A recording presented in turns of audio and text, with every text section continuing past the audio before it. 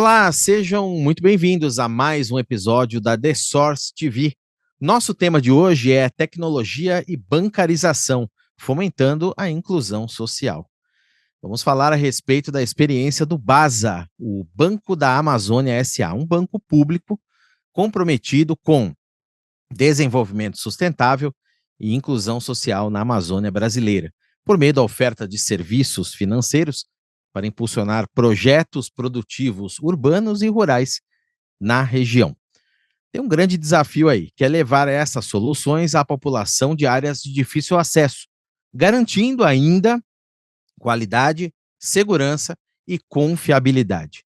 Pois o banco encontrou na tecnologia aberta da Red Hat um aliado, desenvolvendo o Basa Digital. É uma plataforma que simplificou e muito o processo de aprovação de crédito, permitindo que ele seja agora automático, ágil e bastante acessível. Neste programa, a gente vai contar essa história mostrando seus principais desafios, benefícios aos cidadãos e a importância dessa tecnologia para a inclusão social, que é também um dos principais pilares ESG em toda essa experiência. Apresentando nossos convidados, Cláudio André Ferreira Pinto, técnico sênior e responsável pelo projeto Drex no BASA, Banco da Amazônia, o Moacir Júnior, coordenador de gestão de transformação do BASA, o César Teixeira, gerente de projeto da plataforma BASA Digital, o Osman Lira Júnior, Principal Solution Architect FSI da Red Hat, e também o Rafael Carneiro, Sales Account Manager FSI, também da Red Hat. Eu sou o jornalista Daniel Gonzalez, agradeço a sua companhia, a sua audiência. Começo aqui perguntando para o Cláudio. Cláudio, o Banco da Amazônia realiza, desde a sua criação, em 1942, um importante trabalho para democratizar os serviços financeiros lá na região amazônica. Você que foi líder do projeto Basa Digital, pode nos contar um pouquinho mais desse histórico do banco e a representatividade que o Basa tem hoje para o desenvolvimento da região? Obrigado, Daniel. É sempre um prazer estar aqui conversando com vocês sobre esse case nosso que a gente tanto se orgulha. O Banco da Amazônia tem uma história belíssima. Começou em 1942, num esforço de guerra, na verdade. Foi uma união do governo americano com o governo brasileiro, à época, para financiar a cadeia de suprimento da borracha contra os adversários na época, né? De lá para cá, o banco veio evoluindo, mantendo no seu DNA esse compromisso com o desenvolvimento sustentável, abriu daí, nas décadas seguintes, para financiamento de diversas atividades aqui na região, mas sempre mantendo esse cunho, embora na época não fosse ainda esse jargão hoje conhecido de mercado, mas o banco sempre teve no seu DNA a preocupação com a preservação da natureza, portanto, com o desenvolvimento sustentável, né? Hoje a gente tem uma gama muito ampla de clientes, temos hoje perto de 700 mil clientes usufruindo dos serviços providos por nós, e numa abrangência bastante horizontal de oferta de serviços, desde financiamento de projetos de grande porte, passando por parcerias, e com um foco muito especial em microcrédito e no financiamento da agricultura familiar também. Tem sido nossos pilares de trabalho aqui pela região amazônica. O banco está focado muito no uso da tecnologia agora para chegar mais próximo à população carente de serviços, carente de acesso à bancarização, por exemplo.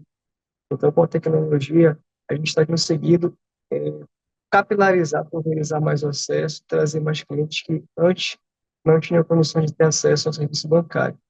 E o Basa Digital foi uma das ferramentas que o banco implementou para chegar a esse objetivo.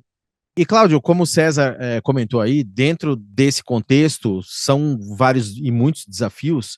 Quais eram os principais deles, desafios do Basa, para originar negócios de forma remota, com segurança e também com eficiência? E como é que a tecnologia ajudou a endereçar, a solucionar todas essas questões aí? Imagina só, Daniel, foi colocado para a gente o seguinte problema. Precisamos aumentar a escala de atendimento de um nicho específico de cliente. Precisamos encurtar o tempo de 180 dias para um dia. Dentro de um processo de concessão recheado de avaliações socioambientais, porque são necessárias que sejam feitas mesmo, o tipo de crédito e na região que a gente trabalha, e tínhamos esse desafio. Precisamos derrubar o prazo, as operações precisam ter custo operacional adequado, barato, e precisamos manter a questão do compliance, da conformidade sobre este processo. Ele precisa ser notoriamente um processo seguro, que inspire confiança em quem for usá-lo. Não era pouca coisa, era bastante coisa, né? Era um desafio enorme.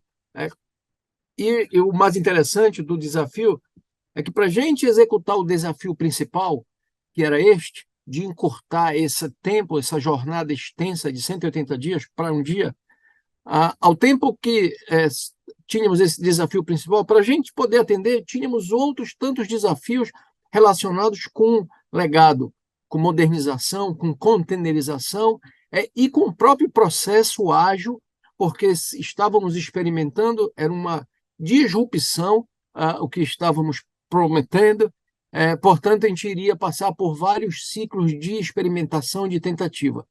Então, precisávamos ser ágeis também em relação ao método de implantação e de desenvolvimento. Então, veja que era um conjunto, o que parecia ser somente um desafio, desabrochou, apareceu para nós como um tríplice desafio de processo, de tecnologia e de suporte tecnológico para termos essas esteiras ágeis de trabalho.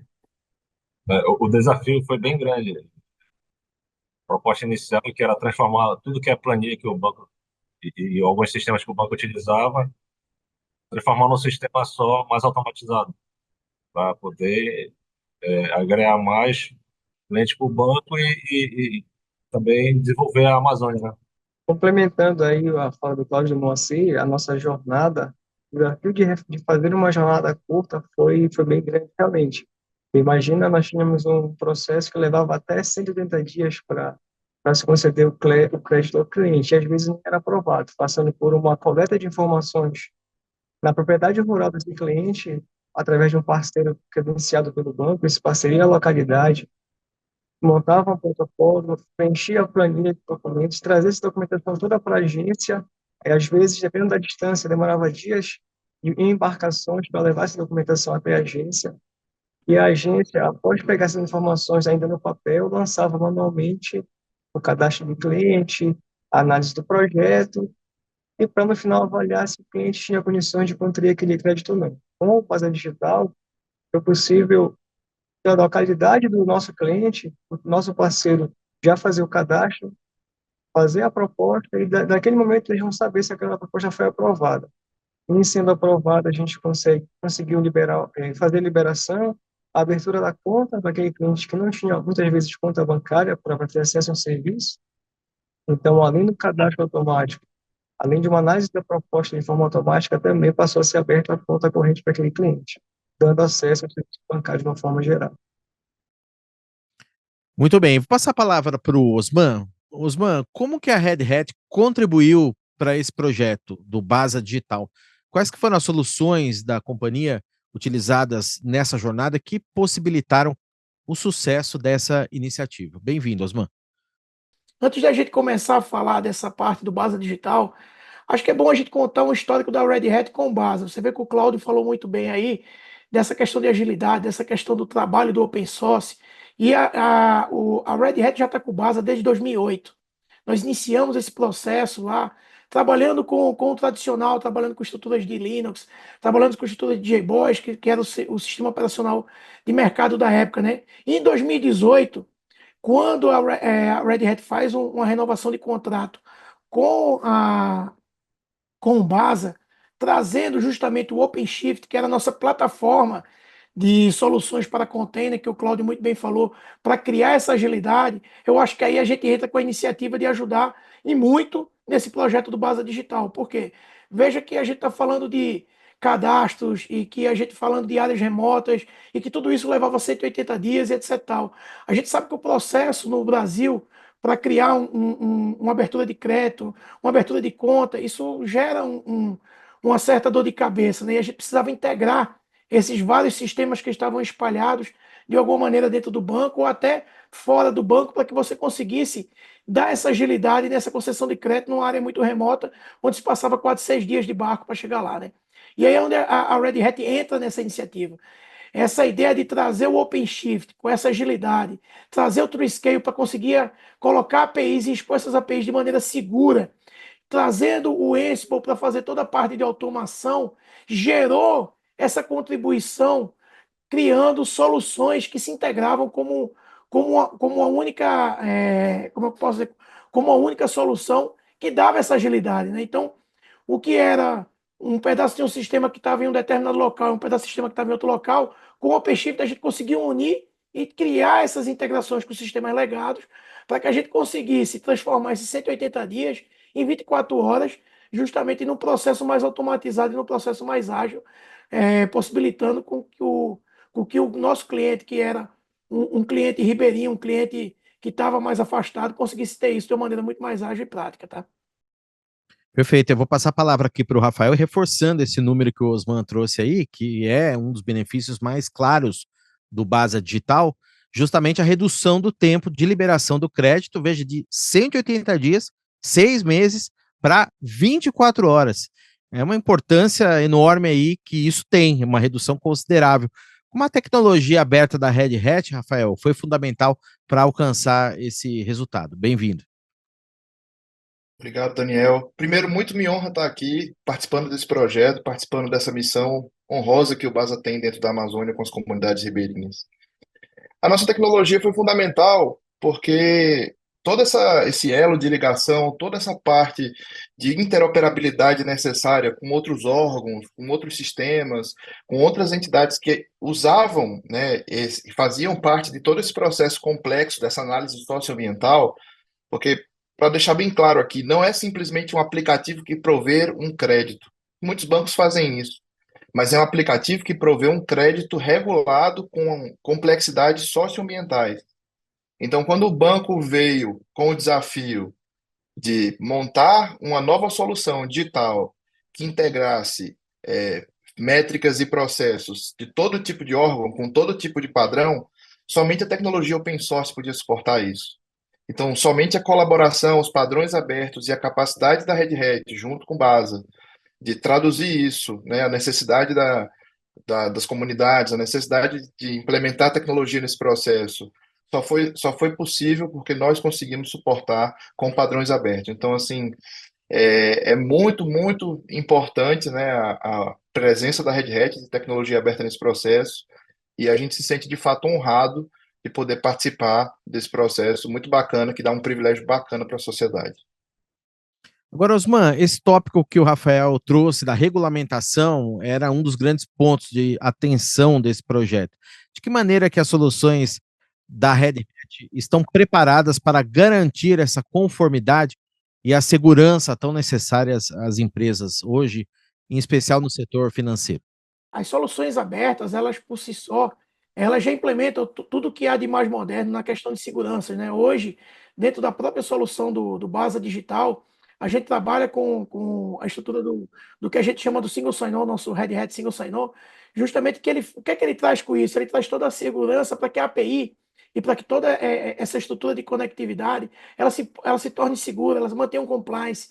O OpenShift, né, que é uma plataforma de container, ele tem toda uma regulamentação e um padrão de atualização constante que mantém que todos os CVEs e todas as políticas de segurança que sejam implementadas possam ser atualizadas de maneira segura, de maneira ágil, com acompanhamento do cliente, onde o cliente veja que isso está funcionando da melhor maneira possível, né? Então, eu acho que une o todo, né? A ideia do open source, com as nossas soluções de segurança lá, de single sign-on, APIs seguras, essa ideia do próprio OpenShift ter uma estrutura de automação muito mais fácil de atualizar para qualquer falha de segurança, para qualquer CVE que é aberta. Isso facilita em muito, porque o cliente tem uma segurança e uma tranquilidade em ter uma ferramenta, uma solução, uma plataforma que a todo momento ele está dentro dos padrões de segurança e regulamentação que regem o sistema financeiro e que regem os sistemas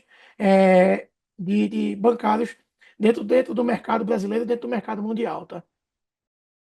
Perfeito. E, Rafael, nesse processo, algo que fez diferença foi a cultura aberta e colaborativa da Red Hat. Como que esse posicionamento se refletiu no trabalho conjunto com o BASA, o Banco da Amazônia? Que benefícios isso trouxe para o projeto? O BASA é uma instituição, como o Cláudio falou, histórica, de muitos e muitos anos, de uma presença regional super importante. Então, o BASA é uma organização extremamente hierarquizada, que tem os seus estilos de agilidade, mas como era um projeto que, como o César comentou, o Moacir comentou, que envolviam diversos setores, diversos sistemas, diversas interoperabilidades entre os órgãos, muitas vezes a gente precisava implementar uma cultura e uma mudança de processo em setores que não respiravam muitas vezes essa realidade de agilidade que o Cláudio bem comentou no começo. Então, a abordagem da Red Hat, usando tecnologias modernas, usando práticas abertas, usando o nosso DNA de colaboração e cultura, foi fundamental nisso, né? Hoje a gente está indo muito além, né? A gente vai falar um pouco no final, mas toda essa parte de colaboração, de práticas ágeis, de implementação, e todo mundo ali estava sempre empenhado no processo de fazer sempre o next mile. Ninguém fazia o 8 às 18, o feijão com arroz. Todo mundo sabia da importância do resultado disso. Então, foi muito bacana ver isso se desenvolver e ver o resultado que isso tomou. E, Cláudio, todo esse processo trouxe importante impacto social para a população local, já falamos aqui, mas isso promoveu bancarização e, consequentemente, inclusão. O que esses valores representam para o Banco da Amazônia, Cláudio? Esse é nosso DNA principal, né? Nossa verve institucional, ela está voltada nesse sentido. Então, imagina, Daniel, a gente conseguir levar serviço bancário para regiões remotas, para indivíduos, pequenos fazendeiros, pequenos agricultores familiares, que simplesmente não. Uma agência bancária era uma miragem no horizonte. E sem abrir mão da sustentabilidade, da preocupação com a sustentabilidade. Isso, inclusive, comprova o quanto que é possível produzir dentro da nossa região, considerando e mantendo todas as normas ambientais vigentes. Isso é de dar orgulho, até de arrepiar, para te falar a verdade, tá, Daniel? E veja que nesse processo a gente está falando de crédito de qualidade. As operações contratadas, se a gente olhar o viés do nível de inadimplência, elas são bem baixas. Nos leva a crer que estamos conseguindo, além do que levar um crédito para quem realmente está produzindo e está pagando de volta o seu financiamento, né?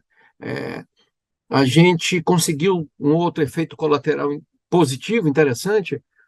Os técnicos agrícolas, que é quem vai a campo, ao fim e ao cabo, promover, fazer aquele pequeno projeto usando um tablet, usando um celular, inclusive offline, em regiões que não tem internet aqui na nossa região, se criou todo um conjunto também de negócios para esses técnicos agrícolas desenvolverem suas atividades e ajudarem no desenvolvimento aqui sustentável da região, coisa que a gente não conseguia ganhar escala, né? E falando de escala, falando um pouquinho de números, 2022, que foi o ano que a gente começou a deslanchar com o Base Digital, a gente subiu nesse ano 370% em relação a períodos anteriores, atingindo essas populações em áreas remotas que simplesmente não conseguiam chegar a nós, né? Inclusive 43%, veja que a gente ainda tem poucas linhas na plataforma. A gente tem uma esteira de desenvolvimento de trabalho para colocar outras tantas linhas. Mas com poucas linhas que a gente tem, nesse período a gente fez 43% do crédito de fomento. Foi já via plataforma, para você ver o quanto foi rápido, né?